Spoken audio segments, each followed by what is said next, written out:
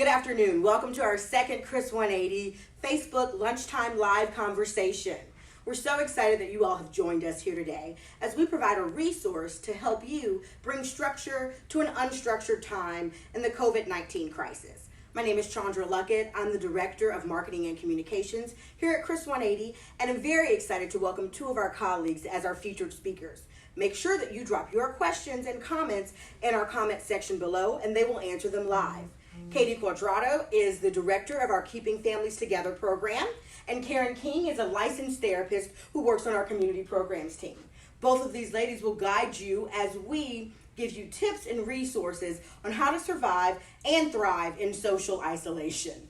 Make sure that you like this page and share it so your friends can get tips as well. Karyn and Katie, take it away. Thanks, Chandra. So, with this being such an uncertain time, a general practice that we do, just to kind of give us a feel of where we are, is to do a self-check-in. So with our meetings here, even with our clients, when we meet them, we do a check-in. So you either do red, yellow, or green. So Katie, checking in with you today. How are you? I'm probably right now between a yellow and a green. Okay. I feel like right now it's hard to be a green with everything going on and kind of the constant bit of anxiety, uncertainty. But I'm also so appreciative to be here with everyone today, being able to continue to do the work that we love and support our families here in Georgia. And I can agree with that. I would say that I am somewhere between a yellow and a green as well.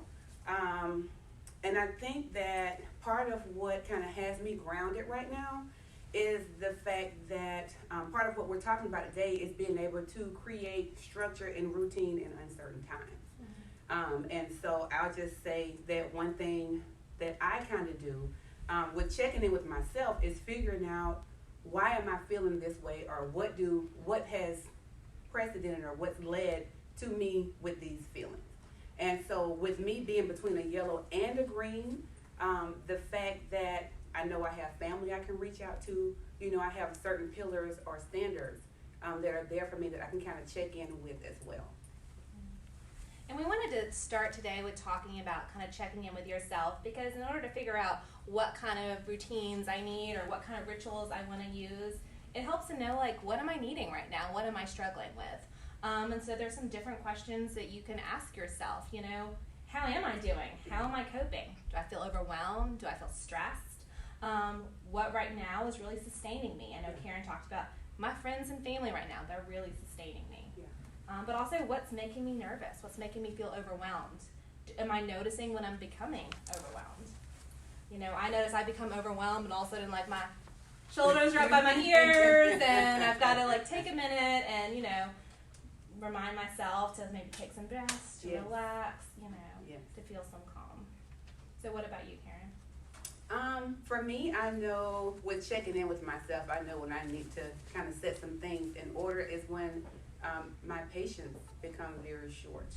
That is a definite sign that I am feeling overwhelmed, or that I'm sitting in front of my laptop doing work from home, doing telehealth, and I have gone blank in the middle of typing up a note. So those are all signs that I need to really pull away and really take care of what's going on inside of me. So starting with that kind of check-in, really exploring not only kind of what you're feeling, but like what's going on in your body, those cues, what's going on in your emotion. Maybe what are some thoughts that are popping into your head? And once we kind of start there, that's when we can start developing some different routines and rituals that might support us during this time. Here at Chris 180, we are a trauma-informed agency. We utilize the ARC framework, which stands for Attachment, Regulation, and Competency. And right now, if you actually go check out their website, they're offering free weekly trainings. It's not to become certified at anything, but just to kind of learn a little bit more about that model, and also how you can utilize that to bring yourself some calm and some support during some really challenging times. And what we learn through our ARC framework about routines and rituals is they bring us consistency. They bring us some control. They bring us some things that we can count on, which is so important in helping cope and helping manage when you are facing so much unknown, like we know we are right now. Yeah. And so we shared, one example of a routine and ritual that we use. It's a simple check-in. So starting your day, use it with your family around the breakfast table. Right. Do it with yourself, maybe in a journal. It's a great way to kind of start the day. And I would say too, if being quarantined at home or self-contained, however you want to say it, with checking in with whomever is there with you, get them involved with setting up some different things to relieve the tension and the stress that you're feeling. So once you identify what you're feeling and why you're feeling, and Katie gave an excellent idea to journal your feelings, because in some years down the road, you're going to be able to look back at this era and really have documented the progress that you've had from checking in with yourself and being able to create the consistency in an inconsistent time. And it's something, and once you're going to find yourself, once you establish some of these things and you practice it, sometimes it's going to take some reminders, and you may not remember it every day, and it may not go perfect. You find yourself looking forward to it and it being something that's really helpful for you. And just kind of knowing what space each other in to start the day can really also help you set up for success. Especially when you're maybe in a small space, maybe with your children or your significant other, maybe a family member, maybe a roommate. It's important to kind of know where everyone is. So I think we also wanted to share some tips for you guys today and some other different ways to build some of that structure and routine into your household. Starting with kids. I know that's something that a lot of people are struggling with right now. Yes. Not only are we as adults a lot of times in home all day, we're in home with our kids all day long, and that's something that most people haven't had to deal with before. Being the parent teacher, absolutely. That is overwhelming, especially when you are home trying to do your thing and then you're trying to set your kids up to do what they have to do, but you also have to supervise and monitor that, and doing that check-in and really being able to figure out, how do I stay calm? How do I get what I need in order to give my children what they need so that everybody can be successful in functioning in this time right now? So as Katie said, just kind of setting up routines and rituals. It's not going to go right the first time, and it's okay. Give yourself some grace. Like, don't expect for it to be perfect the first time. So let's say you wake up with your kids and you do breakfast. Okay, after breakfast, maybe you can do a little exercise.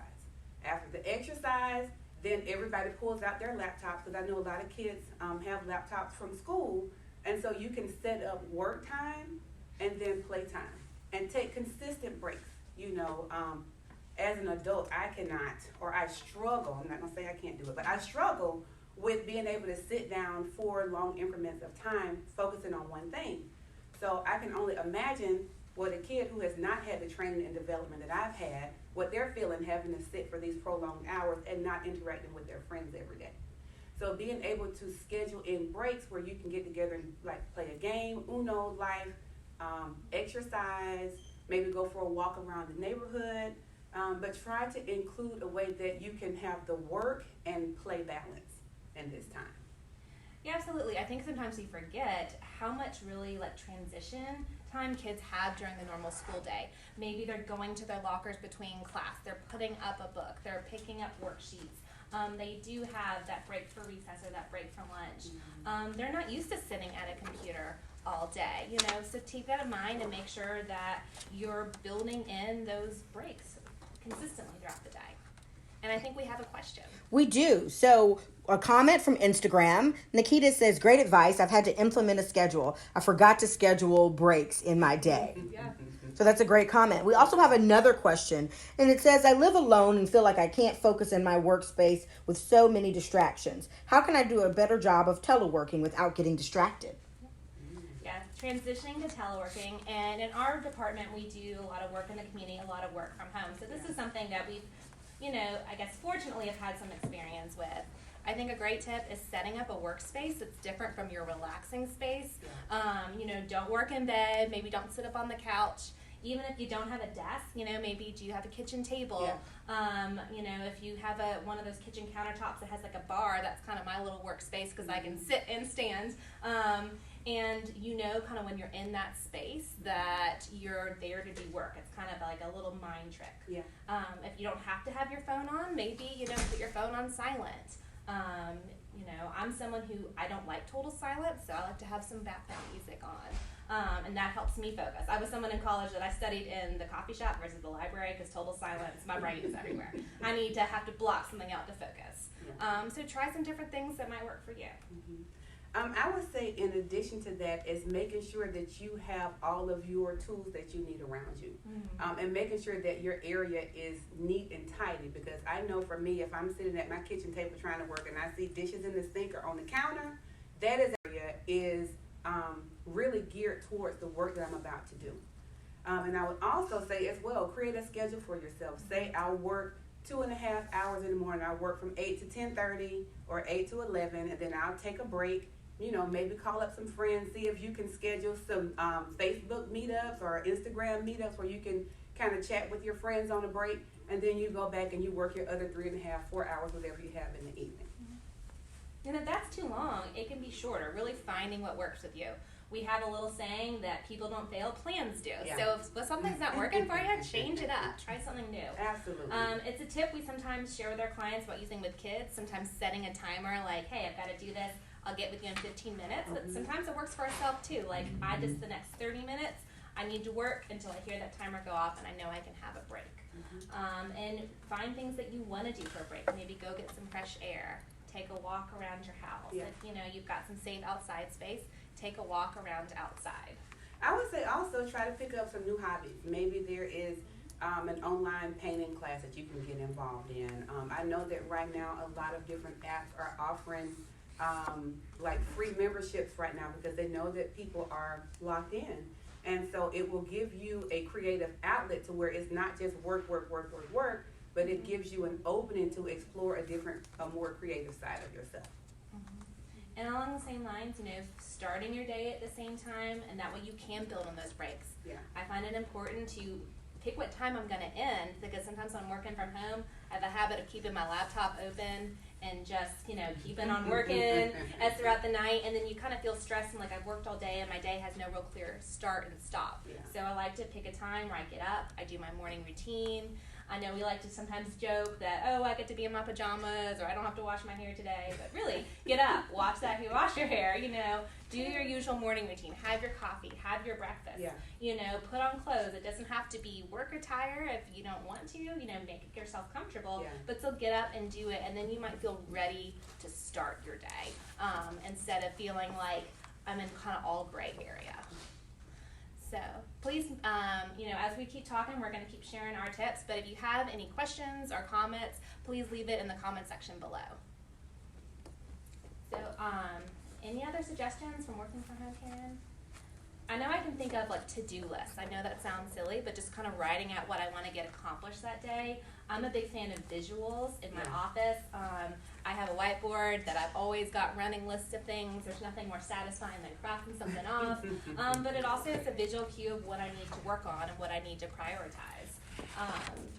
I also like to make sure that I am maybe setting some times within my day. I'm going to work on this for an hour and then I'm going to switch gears. And it looks like we have another question. Yes.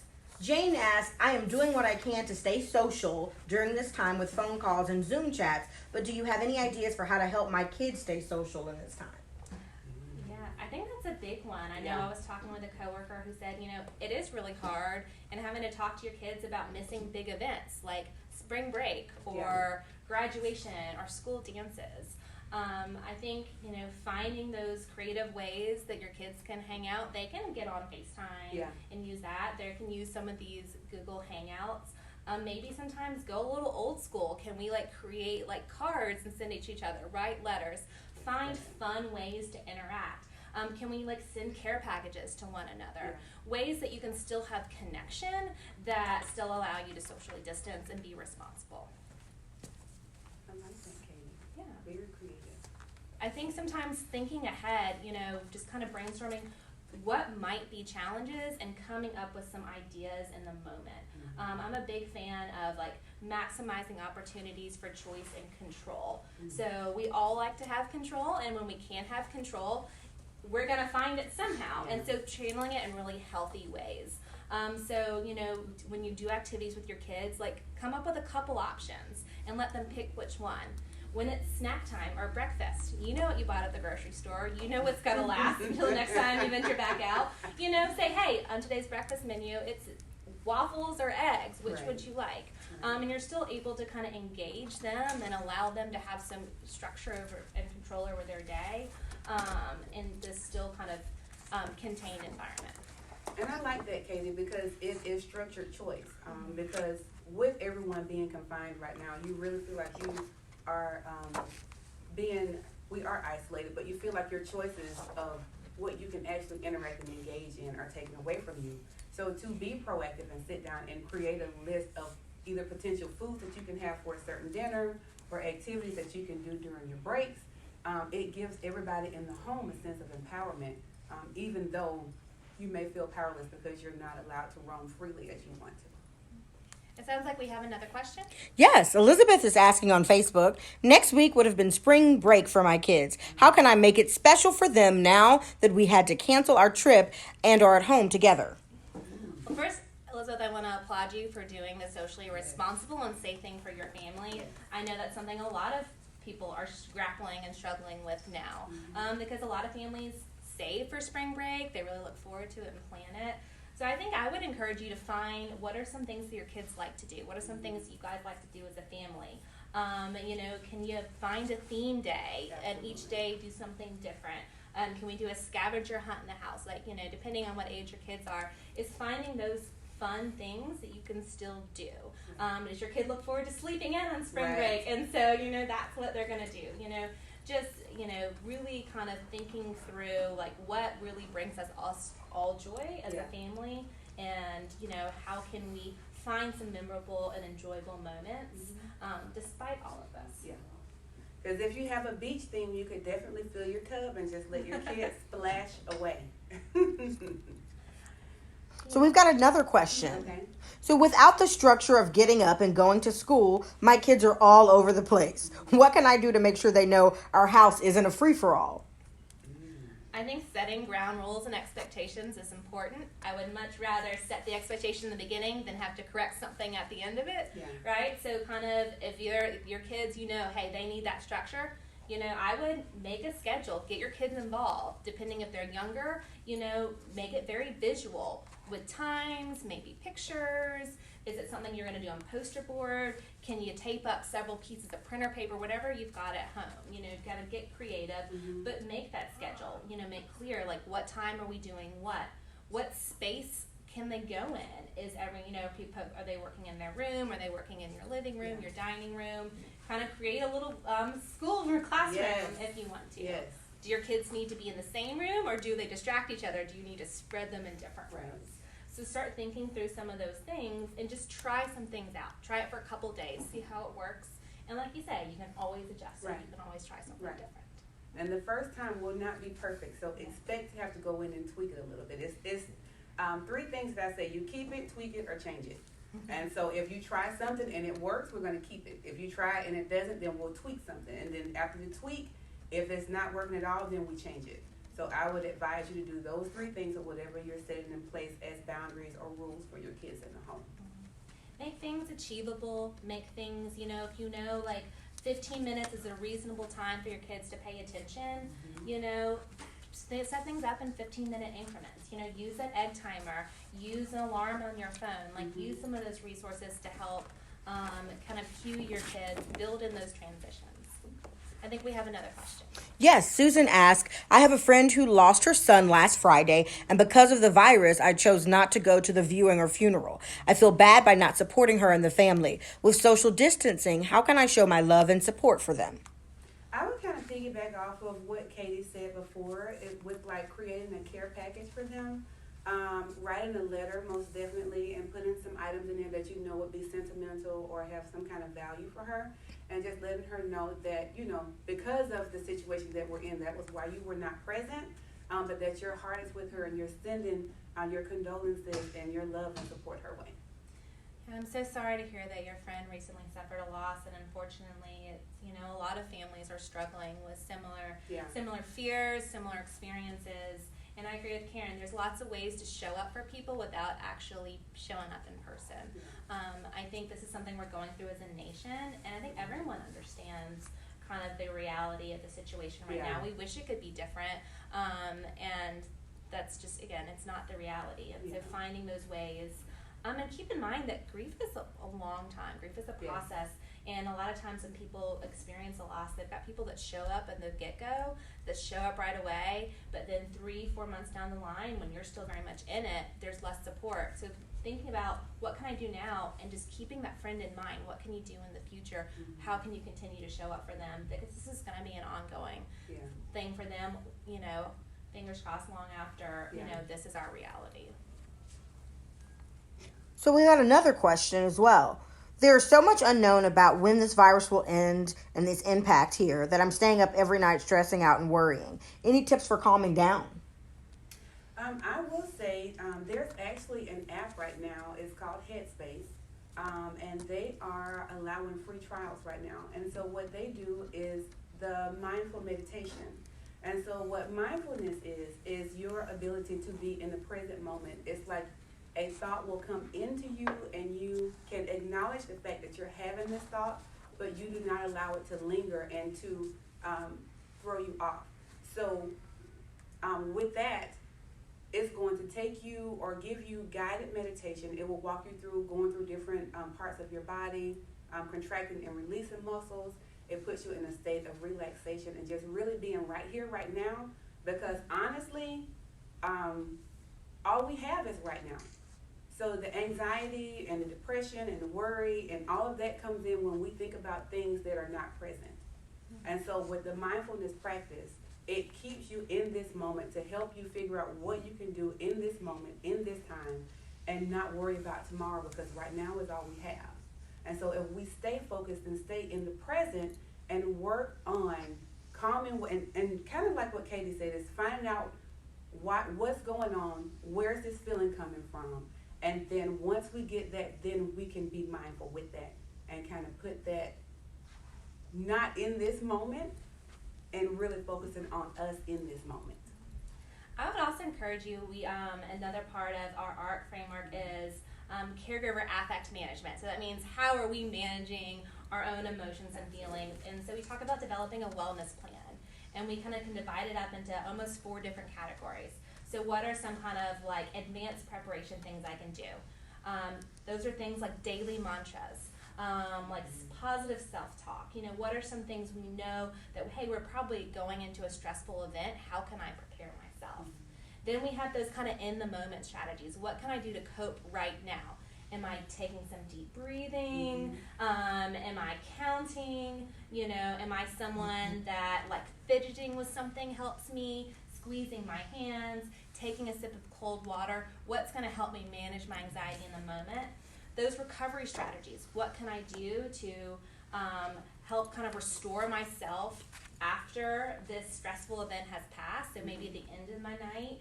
And then what are some ongoing activities I'm engaging in that both help me manage my stress as well as, fill me with joy, help sustain me? Getting exercise, eating well, getting a nighttime routine so you're sleeping well, practicing things like Karyn mentioned, mindfulness, like yoga. Those have great de-stressing benefits. Finding that thing you love, whether it's that silly TV show that you like, whether it's a certain hobby that you can do in your home, spending quality time with your kids, playing a game, finding those moments that kind of bring you joy and kind of refill that bucket, because we know that other bucket is really getting drained right now with all the stress that we have going on. So I think that, is something that everyone's coping with right now. So we have another question. It says, I heard you mention routines. What about shutting off work at night? I'm a big fan of that. If your boss allows that. I know every company has different expectations. But no, I think working from home, it's important to have a start time and a stop time.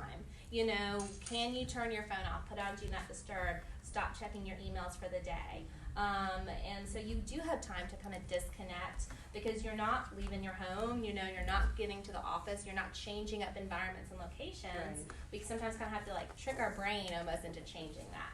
So if I, when I sit at my dining room table, that's my workspace. When it's 5 and I shut my computer, can I transition to another space in my home where I'm doing something else? Maybe I go for a walk around my neighborhood and that's my way to wrap up my work day. Maybe it's, my kids and I do an activity together. Maybe it's I go take a shower. Maybe it's I do some yoga, do some meditation. How do you wrap up that day?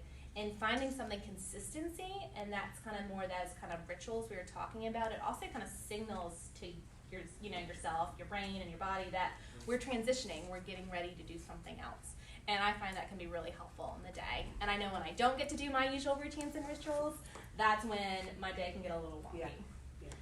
So please don't forget, we are live until 1 p.m. Please continue to send us all of your wonderful questions in the comment section below. So Karyn, I'm wondering about some other things that you're kind of utilizing right now.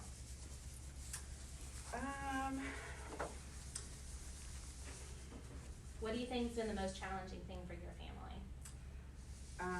The most challenging thing has really been the balance. Mm-hmm. Because I am mom. Mm-hmm. And my girls want to snuggle under me all the time. Yeah. So having to be the authoritarian, having to be the teacher, and then still trying to be mom and just have that balance of being in the house with them and still trying to be the employee,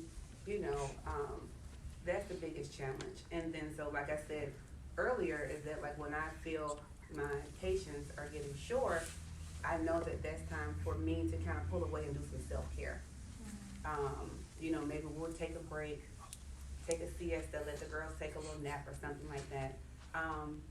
But really regulating myself, like you talked about the caregiver affect management, being able to realize that, the behavior that I'm seeing out of my children is what's expected of children. Mm-hmm. And just because I have work that I have to be serious and focused on doesn't mean that they're going to allow me that. And then so to be able to structure the work that I have to do around the parent teacher that I have to be with them as well. Mm-hmm. And it has not been a smooth transition, but keep it, tweak it, change it. Mm-hmm. There are some things that we've been able to keep, like having breakfast together in the morning. Last night, my youngest daughter, I found this fitness video on YouTube, and it's just a walk exercise. You can walk 1 mile in 15 minutes. And so I was doing my walk, and the next thing I know, I look behind me, and she's doing everything I'm doing. So, I think a lot of times the kids are struggling because when they're home, mommy or daddy or, Grammy or whomever the guardian is loving and doting and caring on me. And so they don't know how to handle that transition of being in the home, either with mom or guardian not being that caregiver or that loving person. Especially when they're experiencing kind of heightened anxiety. Absolutely. It brings to mind, I think, an earlier comment someone had about having structure with their kids all over the place, and acknowledging that they're going through something really challenging and anxiety-provoking as well. Yeah. And kids don't come up to you and say, hey, I'm feeling really worried, or they might, but they typically show it in their behaviors and their actions. Yeah. And so that's where like using some of these check-ins can really kind of maybe help you get a better grasp on what's going on with them too, as well as kind of knowing what's going on inside for us. And then it really lets you know when and how to engage with the person, because if you see they're agitated or they're already heightened emotionally, then you're not going to go to them with a bigger demand. Maybe you'll allow them to take some space. And even if they're having a tantrum, sometimes you don't engage in the tantrum. Sometimes they just need to cycle through it, and then once they're on the other side, they'll re-engage with whatever it is they're supposed to do. Mm-hmm. So all reactions do not deserve an immediate response. So take care of yourself first. With the old saying, you have to put your mask on first before you can help someone else put theirs on. And so really tuning into yourself, making sure that you have what you need to then be able to service your family. And I really loved how you said about that kind of keep it, tweak it, change it, really kind of utilizing some of these tools to help your family find what structure or what routine is going to work for you. I think that's really, really key in all of this. Thank you all so much for joining us today. Thank you, Katie and Karen, for your insight. We'd love to hear more comments and let us know what you want us to talk about in these Lunchtime Live series. If you need help or want someone to talk to, please contact our Chris Counseling Center locations throughout Metro Atlanta. Go to chris180.org and find our locations that are open right now. If you'd like to donate to help support our efforts, please also visit chris180.org/donate. Thank you so much, and we'll see you back here next week. Thanks. Thank you.